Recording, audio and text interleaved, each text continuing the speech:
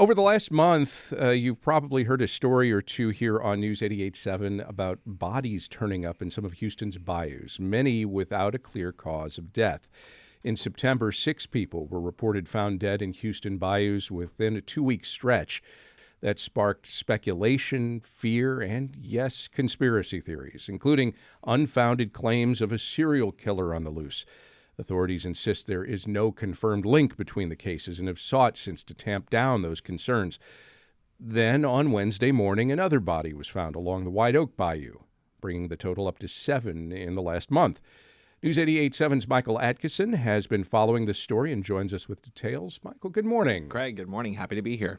First, what do we know about the person found yesterday? Have authorities released any details? Well, not many. It is still early in this process. We really do know that it is just a man's body. Other than that, there aren't a whole lot of details. That man's body was recovered out of the White Oak Bayou near I-45 in Hog Park yesterday, Wednesday morning. And we also know that when a body has been submerged in water, it can make it difficult to look at exactly what led up to the circumstances that brought them into that bayou. And so with this case, as well as many of the others, it may be a while before we know exactly those details that led up to the eventual death. But investigators do say at this time they do not suspect foul play in this case. This is the first body since that stretch of, I guess, about a half dozen or so bodies found, that sort of 2-week stretch of discoveries in September.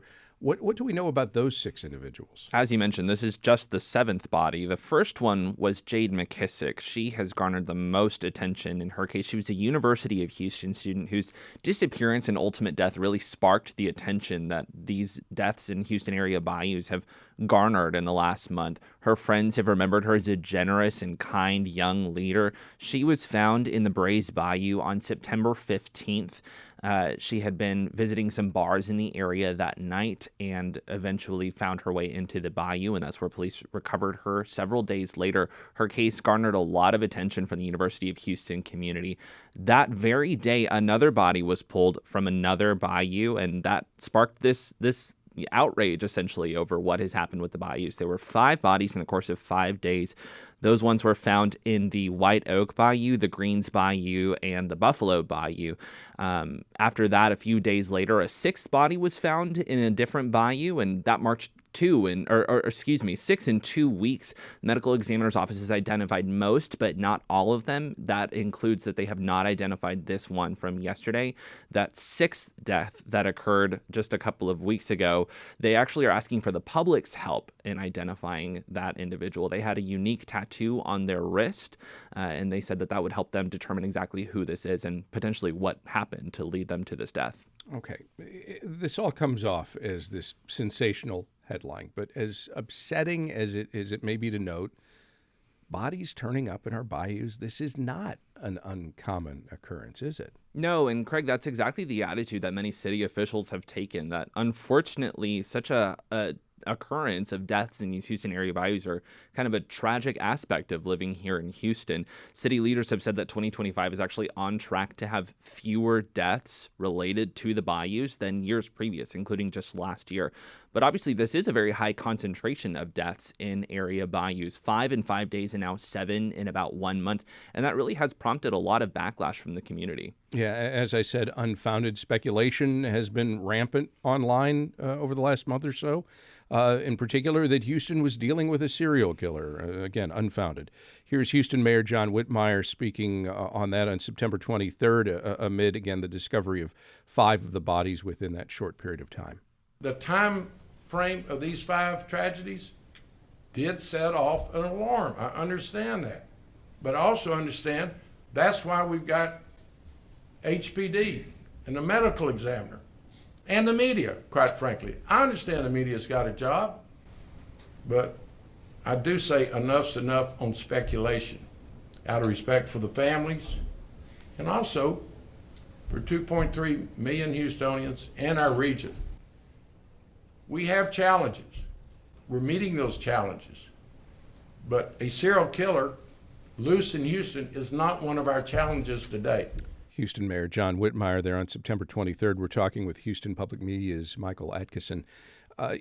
You have been following this story, and I guess I'm curious what authorities are saying about these questions that are coming up from, let's face it, at times a distrustful public. Well, you heard Mayor Whitmire just right there that he has shut down virtually any suspicion or rumor of a serial killer or foul play really in these deaths. And he's also been coming for, media attention to this, as you heard him there. He's been a bit critical of the way that people have just approached this story from any perspective. I will say the very next day after this press conference, there was a city council meeting where a man got up to the dais and said that he was concerned about these deaths in the bayou. And he said, we don't know if there is a serial killer. And Mayor Whitmire essentially spoke over him and said, no, there is no serial killer in Houston. That's not true. And they kind of went at it for a little bit.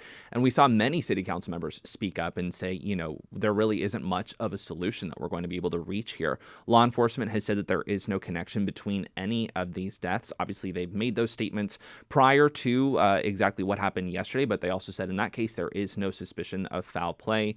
But as far as whether there's a serial killer or not, you have seen most city officials, city council members distance themselves from that notion. But we have seen some, like city council member and current candidate for Harris County Judge Letitia Plummer, say that she wants more transparency from city officials on exactly what's going on behind these deaths. You've also spoken with experts about conspiracy theories specifically. What did they tell you about why the public is prone to believe this, again, unfounded notion of a serial killer on the loose in Houston? Well, there are a few interesting aspects to that. For one, some of the experts that I spoke with say that we as humans are natural pattern seekers, that we like to find order in the chaos. And so when you have something like this, where there's several tragedies in one period of time, especially a short period of time like this, we don't necessarily want to believe that this is random, that this is something that could happen to anyone. We like to know that there's a specific reason behind it, even if that reason is there's something like a serial killer.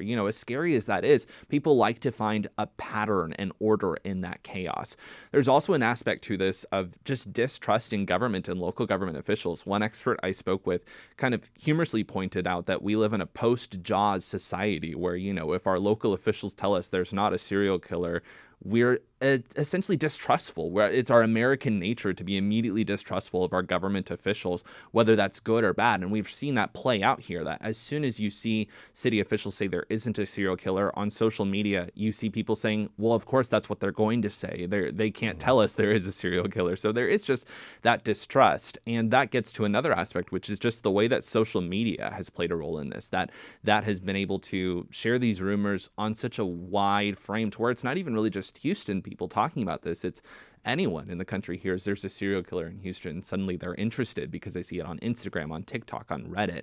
And that's what a lot of people that I've spoken to say, is that social media really is the key behind how this spread like wildfire. With the discovery of another body on Wednesday, is that all ramped up just again? It really never went away, but certainly I will say that even just this morning, I received an email from a viewer who was speculating on the nature of the case, on exactly why there would be, as they put it, a cover up that is not revealing the truth of a serial killer, or, at the very least foul play in these cases.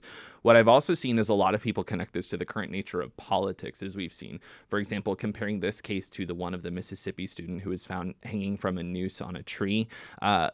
Jade McKissick, for example, was a black woman, and we have seen people speculate that there was mishandling in her case. We have seen people, questioning exactly what role politics have played in all of this. And we will say police have shut that down, and city officials have shut that down, saying this was unfortunately a tragedy that was not foul play. It was not something that is suspicious at all in exactly what happened to her. But we have seen that still spread on social media. Yeah, lost in all of this is that we are talking about people who, in many cases, somebody falls into the bayou, something happens.